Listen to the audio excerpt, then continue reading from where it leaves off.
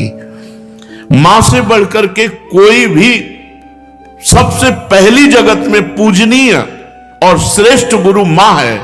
इसलिए उन दुर्बुद्धि, उन दुराचारी, उन नरकगामी पुरुषों की क्या बात करें जो अपने मां के ऊपर हाथ उठा देते हैं, जो अपने मां को कटुवचन कहते हैं। मां जैसा 9 महीने गर्भ में रखा, इसके बाद हमारा कितने वर्षों तक मलमूत्र फेंकती रही, अपने रक्त को दूध बनाकर हमें पिलाकर पोषण करती रही, उस मां का अब जब सेवा करने का अवसर आता है, अनाथ आश्रम भेजा।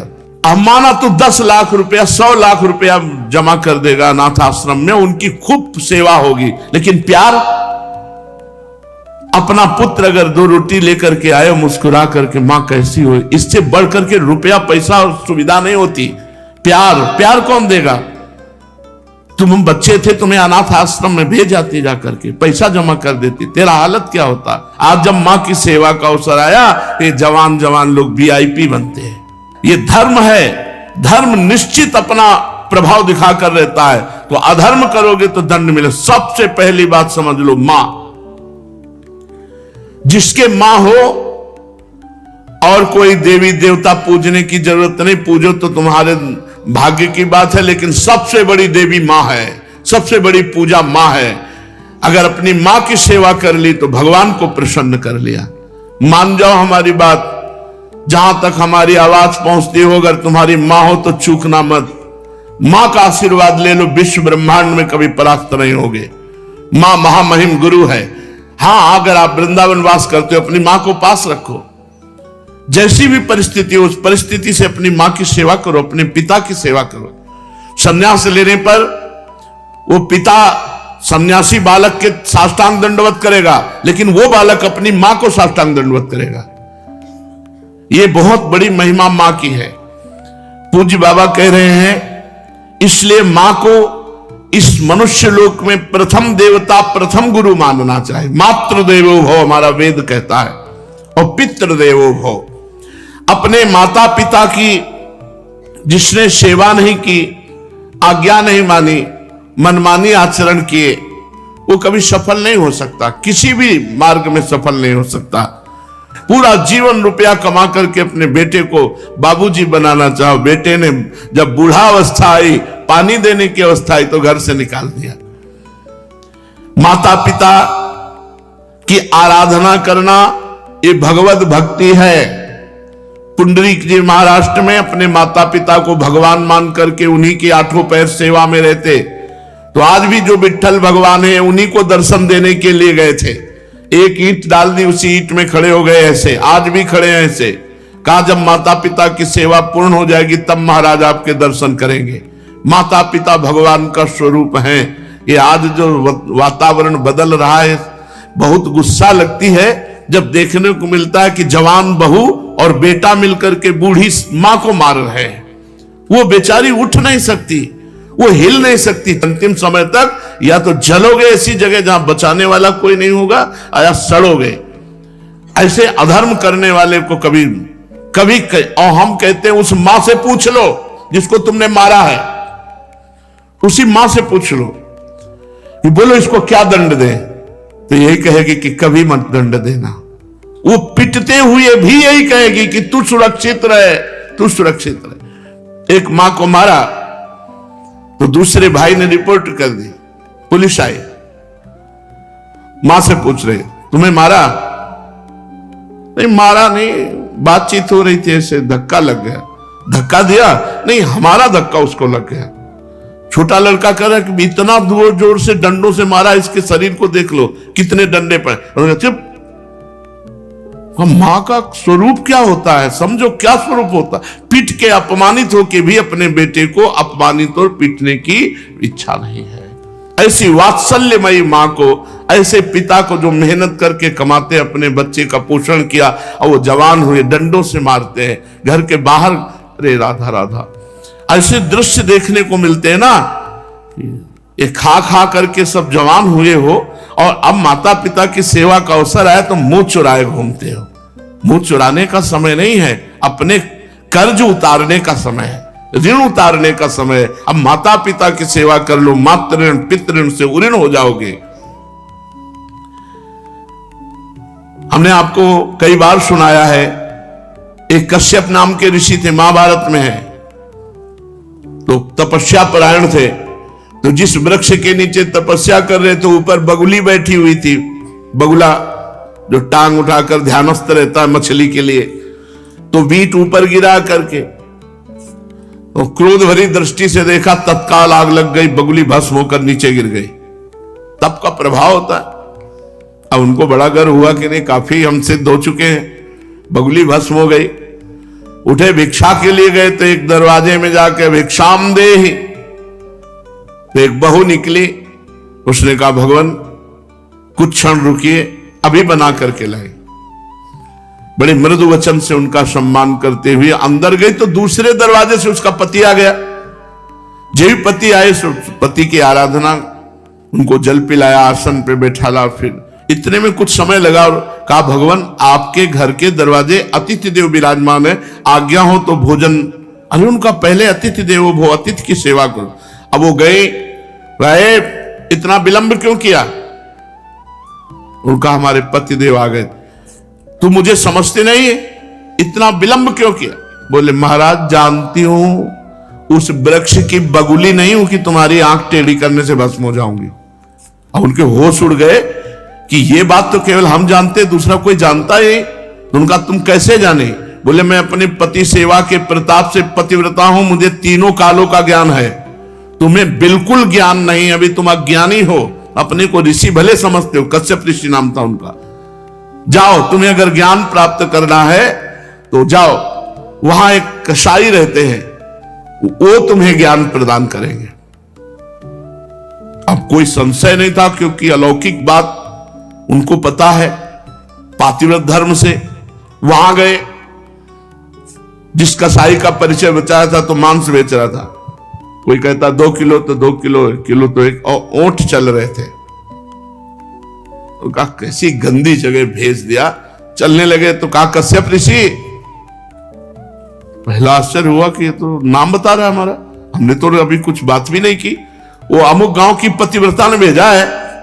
अब और आश्चर्य हुआ, कहा हाँ। बोले बस खड़े रहो, मैं अपना व्यापार कर लूं, बस अभी आपके साथ चलता हूं। खड़े रहे, थोड़ी देर में वो बेच के दुकान बंद करके कहा तो उनका पहले ये बताओ इतना निंदनीय कार्य करते हो तुम? तो उनका मेरा जन्म हुआ है इसी कुल में, मैं हिंसा नहीं करता, मैं मांस लाता हूं और बेचता हूं और अपने परिवार का पोषण करता हूं क्योंकि मैं ऐसे कुल में जन्मा हूं। तो उनका तुमको ये कैसे पता चल गया मेरा कश्यप नाम है? बोले आपका नहीं, आपके बाप का, आपके पुरखों तक का हमको पता है। और ये कैसे पता चला कि वो बहू ने आपको कहा है ऐसा? बोले मुझे तीनों काल का ज्ञान है, भूत भविष्य वर्तमान। बोले इतना निंदनीय कार्य करते हो और तीनों काल का? बोले हर समय नाम जप करता रहता हूं और अपने कुल के अनुसार व्यापार करता हूं, और मेरी प्रधान पूजा, चलो घर देखो।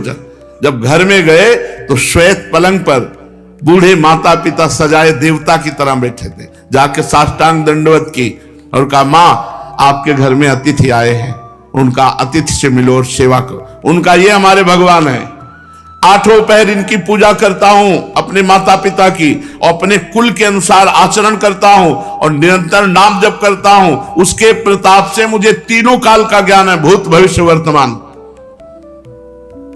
तुम अपने माता पिता को छोड़ करके तपस्या के लिए निकले हो, और वो भी अंधे हैं तुम्हारे माता पिता, जो स्वयं पानी नहीं ले सकते। तुम्हें कभी न परम पद मिलेगा, न स्वर्ग मिलेगा, नरक मिलेगा तुम्हें। उसी समय वापस हो गए, और जब माता पिता का शरीर पूरा हुआ तब पुनः तपस्या में लगे। माता पिता भगवान का स्वरूप है। स्वयं प्रात काल उठी कै रघुनाथा, मातु पिता गुरु ना वही माथा। अपने माता, अपने पिता, अपने गुरुदेव के चरणों में स्वयं राम जी महाराज मस्तक रखते थे प्रात काल उठ करके। सबसे पहले अपने माता पिता की जो आज्ञा का उल्लंघन करते हैं उन्हें कभी सद्गति प्राप्त नहीं होती। अब ध्यान से सुनो, यदि माता पिता भगवान का नाम जब भगवान की भक्ति का विरोध करने वाले हो तो उनकी नहीं बात माननी चाहिए। यदि माता पिता भगवान की भक्ति का विरोध करने वाले हो तो नहीं माननी चाहिए। यदि माता पिता गंदी आज्ञा करे तो नहीं देना चाहिए।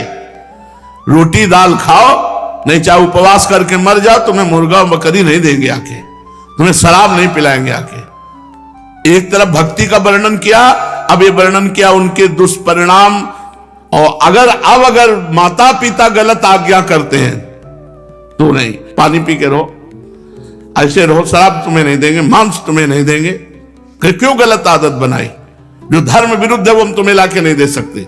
यदि माता पिता भक्ति विरोधी हो तो उनकी बात नहीं माननी चाहिए। सेवा करने की बात नहीं कह रहे, सेवा करो, बात मत मानो। यदि भक्ति विरोधी है तो बात मत मानो।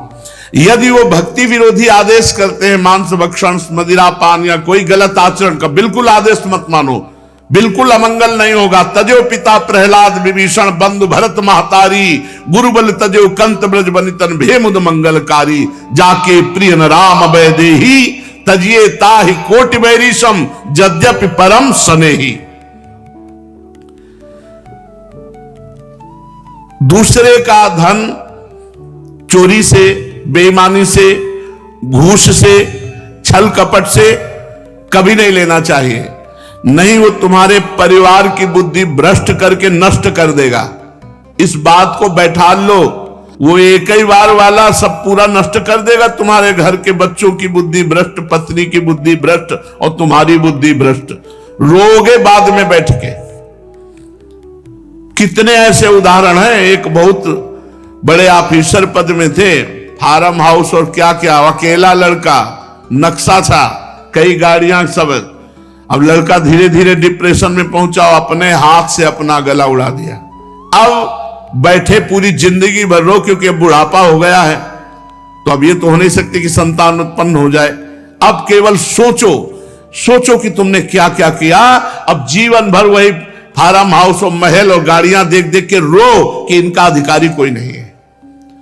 धर्म से चलो, साइकिल से चलोगे तो भी उन्नति को प्राप्त होगे, आनंदित रहोगे। मान लो हमारी बात। अधर्म का पैसा, दूसरे को, निर्दोष को दंड दिया और दोषी को मुक्त कर दिया रुपए के बल से, तो वो सरकारी, आखिरी सरकार जहां किसी की घूस नहीं चलती, वो जब न्याय करेगा तो ऐसी जगह फंसोगे, पूछो मत। एक बड़ा बलवान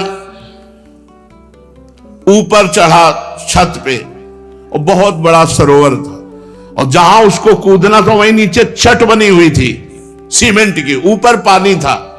अब उसको समझा कि पानी ऊपर से कूदा, ऐसे ककड़ी की तरह फट गया। यह है ऊपर वाले का न्याय। किसी और को फाड़ने की जरूरत नहीं पड़ेगी। बुरी दशा आने के पहले बुद्धि बदली जाती है, वहीं गिरोगे, ऐसी जगह फिसलोगे, ऐसी जगह फंसोगे जहां निकलने के चांस नहीं रहेंगे। अवश्य में भोक्तव्यम कृतम कर्म शुभाशुभम। धन दिमाग में भरे हुए हो, अगर धर्म से धन कमाओगे तो माना कि आप बहुत गरीबी से चल सकते हो, लेकिन आपके पुत्र, आपका परिवार सुसज्जित तेजोमय होगा। और अधर्म कमाओगे तो यही सब बाधाएं ऐसी आएंगी जो जिंदगी भर केवल सड़ते रहोगे, दिमाग तुम्हारा सड़ा हुआ होगा। कोई उत्तम विचार, कोई आनंद, कोई चिंता शोक का नाश करने वाला विवेक आपको प्राप्त नहीं होगा। इसलिए अधर्म का धन, निर्दोष को दंड, दोषी को छोड़ देना, इसीलिए बहुत बच के अपने जीवन को चलाओ। केवल धन ही और जीना ही काफी नहीं है, मरना भी है आगे, और मर के फिर जाना है इस दरबार में सरकार की, और उसका हिसाब होना है। यही केवल हिसाब नहीं होता है, यहां तो नॉर्मल हिसाब है। एक एक सेकंड का हिसाब सेकंड के कम हिस्से में हो जाएगा। चित्रगुप्त तुम्हारे मन में बैठे हैं। ये चित्रगुप्त वो है जो तुम्हारे मन रूपी सीसी कैमरे में पूरे अनेक जन्मों की सीन सहित सब बातें भरी है। उसी को तो नाम जप मंत्र जप से डिलीट कर आ जाता है। जब नाम जप मंत्र जप करते तो सामने छा जाता है। इसलिए भाई, अधर्म के धन से बचो। क्योंकि ये बुद्धि भ्रष्ट कर देता, परिवार को नष्ट कर देता है। ये बात अपने दिमाग में बैठा लो, अधर्म से दूसरों का धन लेने वालों, छल कपट करने वालों, ये बात को समझ लो। चाहे जिस पद प्रतिष्ठा पे हो, वो धन तुम्हारे लिए नाश का कारण बनेगा। मान लो ये बात, मान लो, प्रार्थना मान लो, नहीं आगे परिणाम देख लेना। कोई नहीं देख रहा, लेकिन तुम तो देख रहे हो, तुम देख रहे हो। कोई गवाही नहीं, लेकिन तुम गवाही हो। यहां जैसे वो जो जिससे गुप्त बात पूछनी होती, उसको वो दबावा दे करके वो मशीन में डाला जाता कि वो वही बोलेगा जो सत्य है, नहीं। वो हमें ये नारकोटिक, हाँ जो भी ऐसे, वहां नारकोटिक की जरूरत नहीं, वहां बोलोगे ही सत्य, और तुम्हें बोलने का अवसर ही नहीं मिलेगा। केवल यस यस, एक सेकंड के हिसाब में अनंत जन्मों का हिसाब करने की सामर्थ्य रहती। तुम्हारे सामने शील चल रहे, तुम स्वीकृति देते चले जा रहे हो। बस ये चल सुअर बन, गधा बन, अब गए सुअरी की कोख में, अब भोगो। अवश्य में भोक्तव्यम कृतम कर्म शुभाशुभम। भाई सावधान, ये कर्म भूमि है, जो कर्म करोगे तुम्हें भोगना। और हम खुल के इसलिए कहते हैं कि तुम्हारे दिमाग में पहुंच जाए, तुम्हारे दिमाग में समझ में आ जाए। और ये मत सोचना कि दान दे देंगे तो हम पवित्र हो जाएंगे, डबल पाप लगेगा। अगर भजन करने वालों को अधर्म का धन दान किया तो उनकी बुद्धि भ्रष्ट हुई, उनका भजन मारा गया और नरक जाओगे। अधर्म से कभी भी धर्म की पूर्ति हो ही नहीं सकती। फिर बिल्कुल पक्की बात समझ लेना। ये मत सोचना कि बेईमानी करके हराम के जितने मनावे कमाओ, उसके बाद थोड़े बाबा जी को दे दिए तो हम चक्का आनंद लेंगे। बाबा जी को अगर आप दोगे तो उनकी भी बुद्धि भजन से विपरीत जाएगी, उसका भी पाप तुमको लगेगा। इसलिए वो राधा बाबा कहते थे कि ईमानदारी का पैसा यहां देना हमें। जैसे कभी किसी को कोई भागवत सुना को तो बोले हम तुम्हें दक्षिणा देना चाहते, तो एक घास काटने वाला है, बोले बाबा पक्की ईमानदारी का, हम रोज घास काटते उसी का मिलता है, लाओ। बाबा बोले लाओ।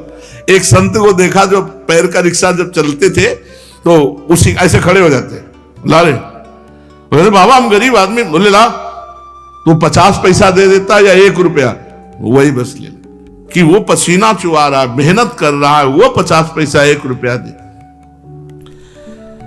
आजकल प्रायः लोग शॉर्टकट से धनी बनना चाहते हैं। कितनी जन आत्महत्या कर रहे हैं। मोबाइल में वो एडवर्टाइज भी आती है, अब नए नए लड़के और जितने सब हैं करोड़पति बनने के लिए रुपया लगाए चले, माता पिता की पर्स खाली करके वो मोबाइल में वो जुआ गेम ले परेशान है।